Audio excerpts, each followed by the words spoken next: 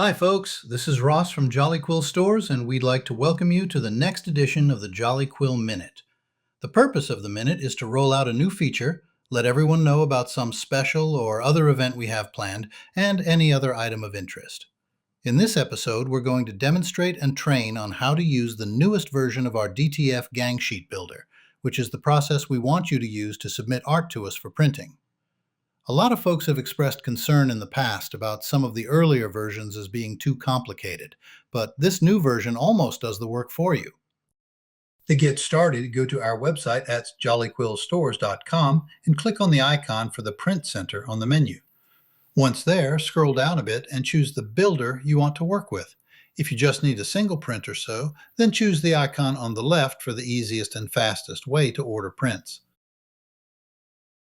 The right icon is for a slightly larger order, allowing you to order multiple prints if desired, get multiple copies of an image, and do some basic editing on your art. Let's take a look at these processes now. Once you are on the Print Center page, scroll down to the selections and click Just Need a Few Prints. All you do here is click the black box in the center of the screen, upload your own prints, and wait a few seconds for them to load.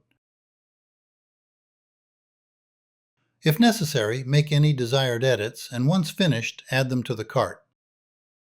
You could also choose art from our extensive gallery for any extra images you might like.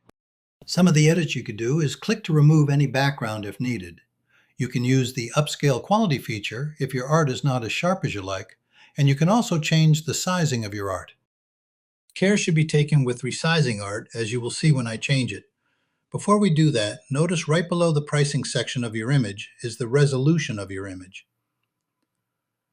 Resolution is a measure of the quality of the image you will get when your art is printed, and in a perfect world will be as close to 300 dots per inch as possible. Unless you purchase your art from Etsy or other reputable sources like we do, most of the art you get will be less than 300 dpi.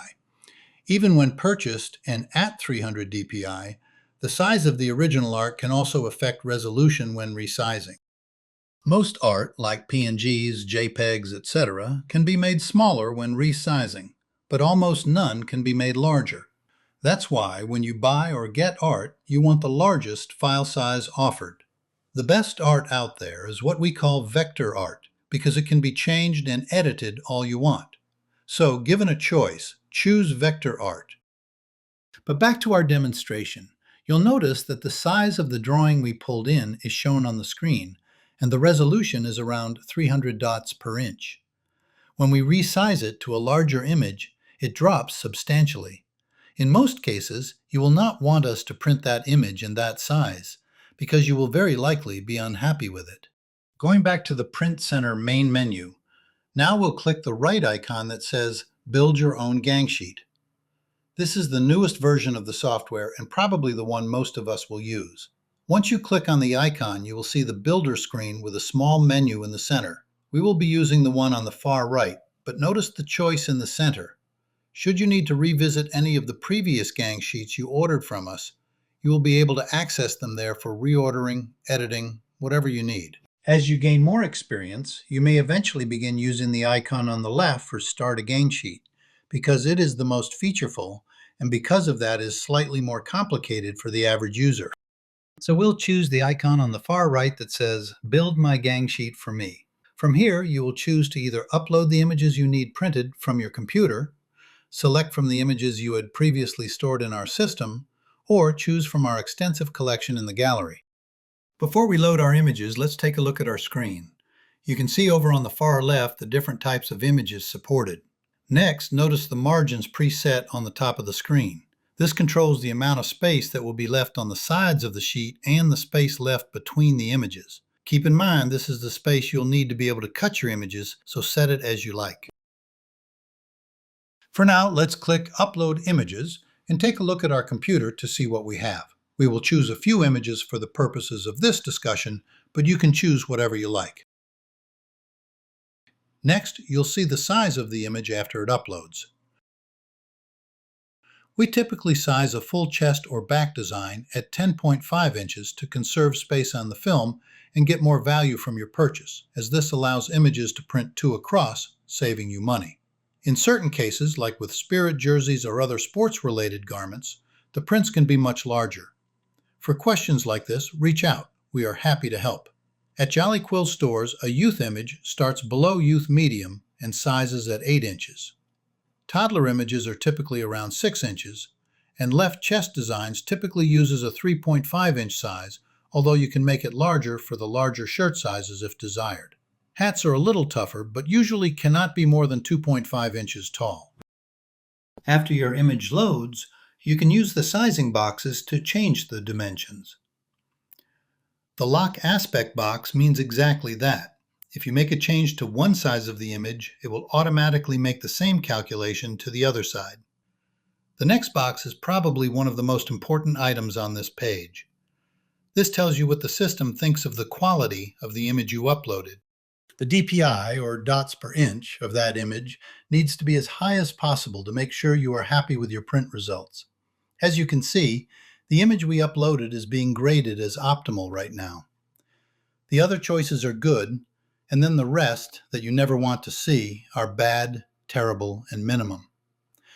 You will remember from the earlier section that printed art needs to be as close to 300 dots per inch as you can possibly get. And if you purchase your art from Etsy or other sources like we do, you want to get the largest size available. Watch what happens when I change the size of our sample image. Notice that the resolution went down almost by half and now has a bad grading. Most art that any of us use is typically in the PNG format, and while the seller may tell you it is 300 dpi, the size of that image really matters. If you are like us, you know you are going to want different sizes of that art for different projects, and while PNG images can successfully be made smaller, they cannot be made larger without losing resolution. If you have an image that has an unwanted background, you can remove it by selecting that option, and in certain cases, the upscale option will help improve the quality of any image. These options are not guaranteed and should be exercised with caution. At the bottom of the image, you can change the quantity of the images desired by putting in a number, and that number will be added to your final order when you click Apply. Sometimes, though, you might need different sizes of the same image, so in this case, the duplicate choice would work better. This is because you'll be able to see that on your screen and make the desired changes. Once everything is set, click Apply to move to the next step. You will see your gang sheet for final approval, and if you like everything, then you'll click Save and Add to Cart. Next, you will see a confirmation screen with several statements on it.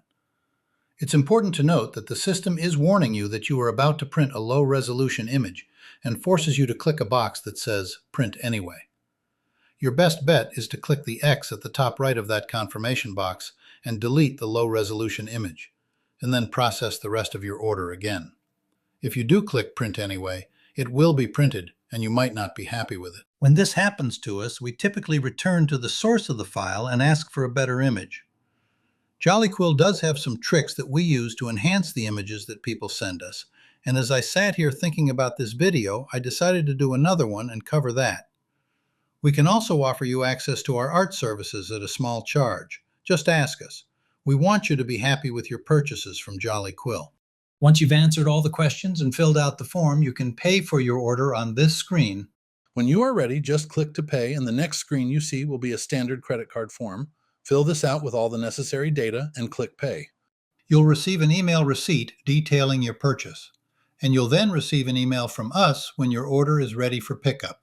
That about finishes our class for today. All that's left is a visit to our gallery of art. You can access the gallery from any of the menus. Just click on it and browse through it. You can use the search feature to search for a particular topic, or, better yet, click on Categories to open up the various subjects we have stored. We are in the process of building a very extensive catalog, so make sure to come back often to see what's been added. We have taken care to make sure only high-resolution 300 dpi images are loaded in the gallery. But if you find an image that does not meet that standard, just let us know and we'll put you on Santa Claus's good list for a special discount, or some free prints or something. Thank you for your time and attention. I hope you found this worthwhile and that it makes ordering art from Jolly Quill a better and easier process. Good night, and see you next time on the Jolly Quill Minute.